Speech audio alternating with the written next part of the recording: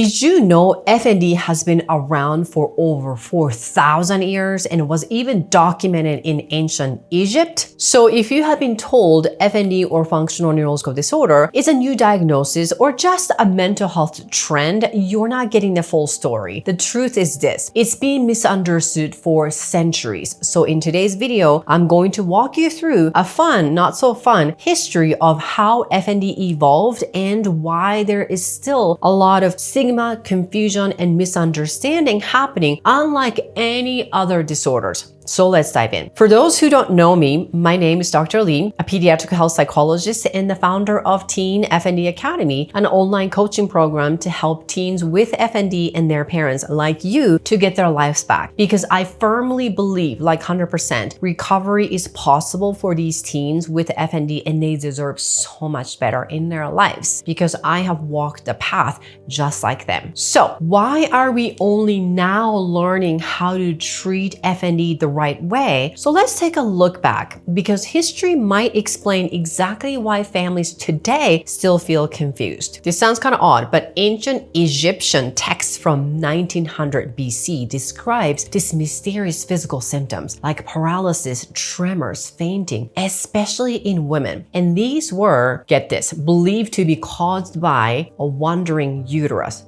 Yes, seriously, and later labeled as hysteria. And even then, symptoms were real, just like today, but the explanation was way off. And what we now call FND was once explained as spiritual imbalance, female emotion problem, or even possession, all because they did not understand what was really going on, or let alone the nervous system just yet. By the way, if you haven't already, please hit subscribe and like this video so we can spread the awareness and correct information about FND. So thank you. And fast forward in the 1800s, the neurologist Jean-Martin Charcot noticed that these symptoms did not really match with the structural damage, and it wasn't really connected with a spiritual wandering womb or whatever that is. And then later, Sigmund Freud, a famous psychologist back then, coined the term convergent disorder. And it's been around for quite some time, suggesting, he said, the mind was converting stress into body symptoms. And this is where a lot of doctors are still thinking, oh, you have FND, it's a stress. This is where it came from. However, this was the first major shift away from calling it fake, but still focus only on psychology. And that's why if you're still hearing, oh, it must be just stress, anxiety, or trauma, so just work on those things and you're not going to be converting those stress into these physical symptoms. This is exactly where it came from. So what if FND is not just emotional or physical, but the brain-body unbalanced miscommunication that will not fit in this clean box within the medical system? Because symptoms are inconsistent, fluctuate with or without stress, right? And often looked bizarre because they couldn't be measured on a scan. Doctors assumed they were faked, imaginary, or exaggerated. This stigma lasted for centuries, even though the symptoms were very real. And many families today still hear the same old thing. It's all in your head. It's all stress. It's all psychological. Now, history shows that this misunderstanding is nothing new, but science is finally catching up. But if you're still hearing this, this is exactly where it's coming from. So the term functional neurological disorder, or FND, became official in the DSM-5 in 2013. Now, fast forward,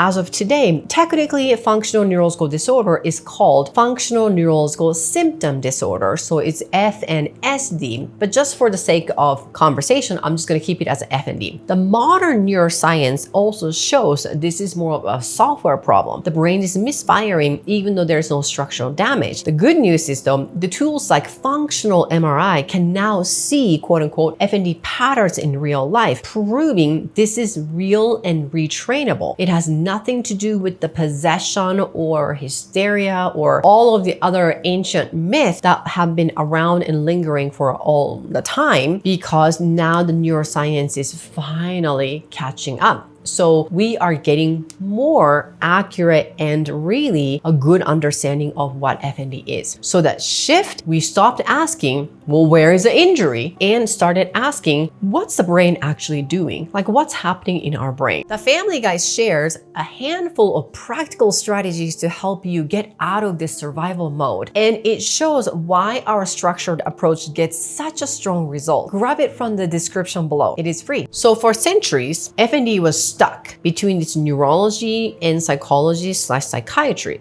And the families paid the price of being stuck in the middle. But now, with better understanding of the nervous system, the brain's ability to relearn called neuroplasticity, we can treat it through retraining, not just coping. So this is not something that you have to learn to live with it because you're gonna have it for the rest of your life. You can have it, but you don't have to. So that is the beauty of neuroplasticity and then retraining, not just coping. But most families still don't get the right path. That's another problem because many professionals are still operating on these outdated models. If you want to see how my full program of Teen FND Academy works and how it's helping families resolve FND for real, then watch the video linked in the description box below. So, have you ever felt like your doctors couldn't agree on what FND even is really? If that's the case, you're not alone. And now you know why, because of this historical miscommunication, so to speak. So your teen's condition is not new, even though it feels like it, and it's not made up. It is part of a long history of misunderstood symptoms that are finally being seen for what they are: real,